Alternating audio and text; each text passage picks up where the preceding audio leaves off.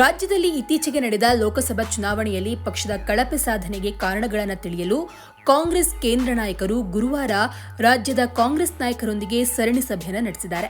ಸಭೆಯ ಕುರಿತು ಮಾತನಾಡಿರುವಂತಹ ಡಿಕೆ ಶಿವಕುಮಾರ್ ಅವರು, ಈ ಹಿಂದಿನ ಲೋಕಸಭಾ ಚುನಾವಣೆಯಲ್ಲಿ ಪಕ್ಷ 1 ಕ್ಷೇತ್ರದಲ್ಲಿ ಮಾತ್ರ ಗೆದ್ದಿತ್ತು.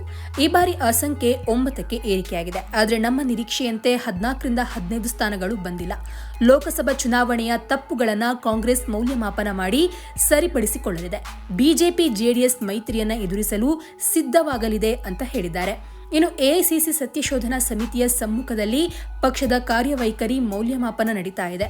ಈ ಪ್ರಕ್ರಿಯೆ ದೇಶದಾದ್ಯಂತ ನಡೀತಾ ಇದೆ. ರಾಜ್ಯದ 4 ಭೌಗೋಳಿಕ ಪ್ರದೇಶಗಳಿಗೆ ನಮ್ಮ ವರದಿಗಳನ್ನು ಹಂಚಿಕೊಳ್ತಾ ಇದ್ದೇವೆ.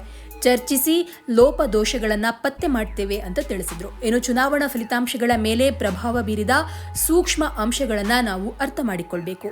ಬಿಜೆಪಿ ಜೆಡಿಎಸ್ ಮೈತ್ರಿಯಿಂದ ಲಾಭವಿದೆ ಅಂತ ತಿಳಿದಿದ್ವಿ.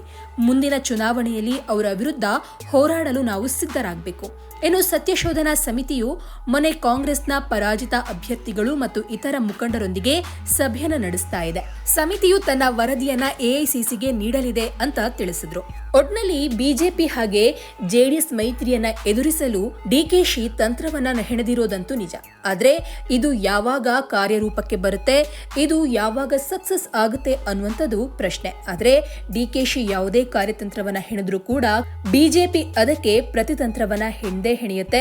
ಯಾಕಂದ್ರೆ ಬಿಜೆಪಿ ಹೈಕಮಾಂಡ್ ಅಷ್ಟು ಪವರ್ಫುಲ್ ಆಗಿದೆ.